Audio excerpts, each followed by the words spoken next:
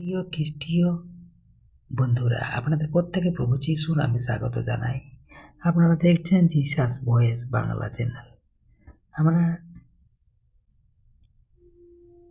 আজ আমরা একটি গুরুত্বপূর্ণ প্রশ্ন নিয়ে ভাবব। তোমার ঈশ্বর কোথায়? এই প্রশ্ন নতুন নয়। হাজার হাজার বছর আগে মানুষ ঈশ্বরের লোকদের এই প্রশ্ন করেছে। কখনো যখন আমরা কষ্টে থাকি, যখন প্রার্থনার উত্তর দেরিতে আসে, যখন অন্যেরা আমাদের বিশ্বাস নিয়ে ঠাট্টা করে, তখন তারা বলে, তোমার ঈশ্বর কোথায়? তো বাইবেলে আমরা এই প্রশ্ন আমরা দেখতে পাই। বহুত নজির আছে বাইবেলের মধ্যে। তো পরপর সেখানে আমরা এক এক করে আলোচনার মধ্য দিয়ে আসি। তো প্রথমে আমরা শাস্ত্র থেকে একটি বাক্য দেখি। গীতসংহিতা 42 অধ্যায় 3 পদে, আমার অশ্রু দিনরাত আমার আহার হয়েছে, যখন তারা আমাকে সর্বদা বলে, তোমার ঈশ্বর কোথায়? আজ আমরা দেখব এই প্রশ্নের উত্তর বাইবেল কি বলে বা কিভাবে দেয়। 2 নম্বর পয়েন্ট, মানুষ কেন বলে তোমার ঈশ্বর কোথায়? অনেক সময় মানুষ এই প্রশ্ন করে 3টি কারণে। 1, কষ্ট ও সমস্যার সময়। যখন একজন বিশ্বাসী কঠিন পরিস্থিতির মধ্য দিয়ে যায়, তখন অনেকে বলে, যদি ঈশ্বর থাকে তবে তিনি কোথায়? বাইবেলের চরিত্র। জব ও এমন পরিস্থিতির মধ্যে পড়েছিলেন, তিনি সব কিছু হারিয়েছিলেন, সম্পদ, সন্তান, স্বাস্থ্য। তখন অনেকেই ভাবছিলেন ঈশ্বর তাকে ছেড়ে দিয়েছেন। সেই রকম আমরা বাইবেল থেকে আরো ব্যক্তিকে পাই, ইয়োব। তো ইয়োবের জীবনেও তাই। শয়তান তার মধ্যে এতভাবে তাকে আষ্টে পৃষ্ঠে জড়িয়ে গিয়েছিল, অতপ্রতভাবে জড়িয়ে গিয়েছিল শয়তান। আর ঈশ্বর, আমাদের ঈশ্বর সদাপ্রভু পরীক্ষার মধ্যেও ইয়োবকে দেখেছেন যে ইয়োবের সমস্ত কিছু চলে গিয়েছিল। ইয়োব একটি প্রভাবশালী রাজা ছিলেন। তো সেখানে এক সময় তার এমন পরিস্থিতি হলো, তার রাজ্য চলে গেল এবং সমস্ত সম্পদ, সমস্ত কিছু তার ধূলিসাৎ হয়ে গেল। এমনকি তার সন্তান, পরিজন, ফ্যামিলি যত মানুষ ছিল সবাই চলে গেল। লাস্ট পজিশনে নিজের স্ত্রী, সেও ইয়োবকে ত্যাগ করে চলে যায়। কিন্তু তার একমাত্র চাকর ছিল। কিন্তু তার স্ত্রী ইয়োবকে অনেক বলেছিল যে তোমার ঈশ্বর কোথায়? তুমি আজ এত বিশ্বাস করছো, তোমার ঈশ্বর কোথায়? নানাভাবে বলে। এমনকি তার চাকর যে ছিল সেও অনেকবার বলেছে। এবার অন্যান্য ব্যক্তি যারা ছিল তারাও কিন্তু ইয়োবকে প্রশ্ন করেছিল। কিন্তু ইয়োব তার বিশ্বাসে স্থির ছিল। সে সদাপ্রভুকে বিশ্বাস করত, শ্রদ্ধা করত, ভালোবাসত, হৃদয় অন্তর দিয়ে গ্রহণ করেছিল। সেইভাবে আজকে আমাদেরকে সেই বিশ্বাস রাখতে হবে। সেই বিশ্বাসে যেন আমরা থাকতে পারি।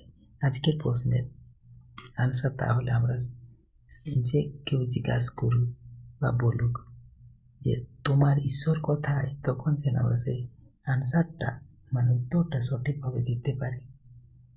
তো তারপরে আমরা দেখি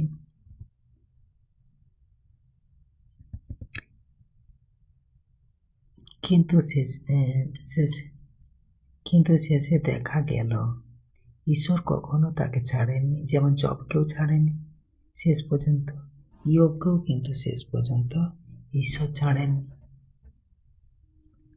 2 নম্বর পয়েন্ট, অবিশ্বাসের কারণে। অনেক মানুষ ঈশ্বরকে দেখতে পায় না, তাই বিশ্বাসও করে না। কিন্তু বাইবেল বলে, গীতসংহিতা, আমার শাস্ত্রের থেকে একটা পদ নেই, গীতসংহিতা 14 অধ্যায় 1 পদ, মূর্খ তার হৃদয়ে বলে ঈশ্বর নেই। ঈশ্বর চোখে দেখা যায় না, কিন্তু তিনি বাস্তব। যেমন বাতাস দেখা যায় না, তবু আমরা তার উপস্থিতি অনুভব করি, ঠিক তেমন ঈশ্বরকে দেখা যায় না, কিন্তু ঈশ্বরের আমরা মহিমা দেখতে পাই, ঈশ্বরের মিরাকেল দেখতে পাই, বা ঈশ্বরের দয়া আশীর্বাদ পাই। তখনই আমরা বুঝতে পারি আমাদের ঈশ্বর পিতা আমাদের সাথে আছেন, প্রভু যিশু পিতা আমাদের সঙ্গে আছেন। আমরা 3 নম্বর পয়েন্ট দেখি, ঈশ্বরের কাজ বোঝা না যাওয়ার কারণে। কখনো ঈশ্বর আমাদের প্রত্যাশা অনুযায়ী কাজ করেন না। তখন আমরা ভাবি ঈশ্বর কোথায়, কিন্তু বাইবেল বলে, শাস্ত্র থেকে একটা বাক্য দেখি আমরা, যেসায়া 55 অধ্যায় 8 পদ, আমার চিন্তা তোমাদের চিন্তা নয়, তোমাদের পথ আমার পথ নয়। কারণ ঈশ্বরের যে চিন্তা ভাবনা পরিকল্পনা সম্পূর্ণ আলাদা, আর আমাদের চিন্তা ভাবনা সম্পূর্ণ ভিত্তিহীন। আমাদের কোনো চিন্তার মধ্যে কোনো আমরা সাকসেস হতে পারি না, বা সাকসেস কিছু করতে পারি না। আমাদের চিন্তাধারা সম্পূর্ণ ভুল ডিসিশন বা ভুল সিদ্ধান্ত আমাদের চিন্তা ভাবনার মধ্যে আছে। আর আমাদের যে পথ, আমাদের পথ হচ্ছে কোনো পবিত্র পথ নয়। সে পথে সবসময় নানাভাবে কষ্টের মধ্যে, পাপের মধ্যে, অন্ধকার পথ।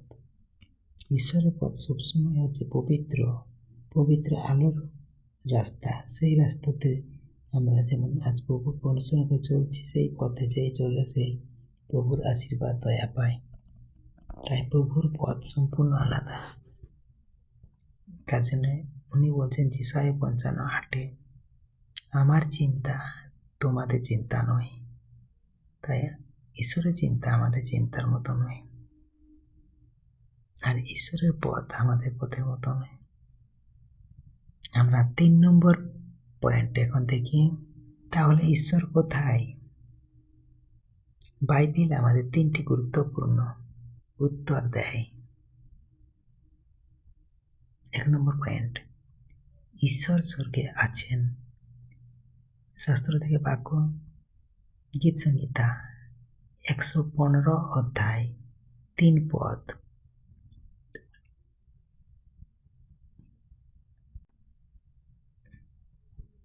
গীতসংহিতা 115 অধ্যায় 3 পদ, আমাদের ঈশ্বর স্বর্গে আছেন, তিনি যা ইচ্ছা তাই করেন। ঈশ্বর মানুষের তৈরি মূর্তি নন। ঈশ্বর মানুষের তৈরি মূর্তি নন, তিনি মহাবিশ্বের সৃষ্টিকর্তা। এই পৃথিবী, আকাশ, তারা সবকিছুই তার সৃষ্টি। আমরা 2 নম্বর পয়েন্ট দেখি, ঈশ্বর সর্বত্র উপস্থিত। বাইবেল শেখায় ঈশ্বর শুধু স্বর্গে নন, তিনি সর্বত্র বিরাজমান, তিনি সর্বত্রই আছেন। আমার শাস্ত্র থেকে বাক্য দেখে গীতসংহিতা 139 অধ্যায়ের 7 থেকে 8 পদ, আমি তোমার আত্মা থেকে কোথায় যাব? আমি স্বর্গে উঠলেও তুমি সেখানে, পাতালে গেলেও তুমি সেখানে। এর মানে তুমি একা নও। তোমার জীবনের প্রতিটি মুহূর্তে ঈশ্বর আছেন। আমরা 3 নম্বর পয়েন্ট দেখব। ঈশ্বর মানুষের হৃদয়ে কাজ করেন। যখন আমরা ঈশ্বর গ্রহণ করি তখন তিনি আমাদের জীবনে কাজ করতে শুরু করেন। নতুন নিয়মে যীশুখ্রিস্ট বলেছেন যোহন শাস্ত্রে যোহন 14:23 যে আমাকে ভালোবাসে আমার পিতা তাকে ভালোবাসেন, আর আমরা তার কাছে এসে তার সাথে বাস করব। অর্থাৎ ঈশ্বর আমাদের জীবনের ভেতরেও কাজ করেন। 4 নম্বর পয়েন্ট, ক্রুশে ঈশ্বর কোথায় ছিলেন? এটি গভীর প্রশ্ন আছে। যখন যীশুখ্রিস্ট ক্রুশে ছিলেন তখন তিনি বলেছিলেন, শাস্ত্র থেকে বাক্য দেখি মথি 27:46, মথি 27:46, আমার ঈশ্বর তুমি কেন আমাকে ত্যাগ করলে? এই মুহূর্তে মনে হয়েছিল ঈশ্বর দূরে আছেন, কিন্তু না, বাস্তবে ঈশ্বর তখনই মানব জাতির পরিত্রাণের কাজ করেছিলেন। ক্রুশের মাধ্যমে ঈশ্বর পৃথিবীকে ভালোবাসা দেখিয়েছেন। শাস্ত্র থেকে বাক্য যোহন 3:16, ঈশ্বর পৃথিবীকে এমন ভালোবাসলেন যে তিনি তার একমাত্র পুত্রকে দান করলেন। তাই কখনো কখনো যখন আমরা ঈশ্বরকে দেখতে পাই না তখনও তিনি কাজ করেছেন। আমরা 5 নম্বর পয়েন্ট দেখি। আজ যদি কেউ জিজ্ঞাসা করে তোমার ঈশ্বর কোথায়, তখন আমরা বলতে পারি আমার ঈশ্বর স্বর্গে আছেন, আমার জীবনে আছেন, আমার প্রার্থনা শুনছেন, আমার পথ পরিচালনা করছেন। তিনি জীবিত ঈশ্বর, তিনি জীবন্ত ঈশ্বর এবং তিনি আমাদের ছেড়ে যান না। ইব্রিয় শাস্ত্রের থেকে বাক্য দেখে ইব্রিয় বা হিব্রু 13:5, আমি কখনো তোমাকে ছাড়ব না, তোমাকে ত্যাগও করব না। ঈশ্বর তার আপন বাক্যে প্রত্যেককে আশীর্বাদ করুক। আমেন। জয় শ্রী। আসুন চলুন আমরা একসাথে এখন প্রভুর সাথে সহভাগিতা করি প্রার্থনার মাধ্যমে। হে সর্বশক্তিমান মহান ঈশ্বর, আজ আমরা তোমাকে ধন্যবাদ জানাই, কারণ তুমি আমাদের ঈশ্বর। যখন পৃথিবী জিজ্ঞাসা করে তোমার ঈশ্বর কোথায়, তখন আমাদের বিশ্বাস শক্ত করো, যাতে আমরা জানি তুমি সর্বত্র আছো। আমরা কষ্টের সময়ে আমাদের বিশ্বাসকে আরো গভীর, মজবুত ও দৃঢ় করতে পারি, সেই আশীর্বাদ দয়া করো। যারা আজ সন্দেহে আছে তাদের হৃদয়ে স্পর্শ করো। হে প্রভু, আমাদের জীবনে তোমার উপস্থিতি অনুভব করতে সাহায্য করো। আমরা এই প্রার্থনা করি, প্রভু যীশু খ্রিস্ট তোমার পবিত্র নামে এই প্রার্থনা আমরা চাই। Amen, amen, amen. জয় যিশু, প্রেজ দ্য লর্ড। আমার খ্রিস্টীয় বন্ধুরা, আপনাদের যদি আজকের আলোচনা হৃদয়ে স্পর্শ করে থাকে, অবশ্যই আপনারা কমেন্টে আপনাদের সিদ্ধান্ত জানাবেন। আর এই চ্যানেলটি যারা এখনও সাবস্ক্রাইবার করেননি, অবশ্যই করবেন। আর এই চ্যানেলটি অবশ্যই আপনাদের পরিচিত বন্ধু বান্ধবদেরকে শেয়ার করুন, তারা যাতে প্রভুর আশীর্বাদ দয়া পায় আর প্রভু যিশু বা ঈশ্বরের আত্মিক বিষয়ে শিক্ষা গ্রহণ করতে পারে।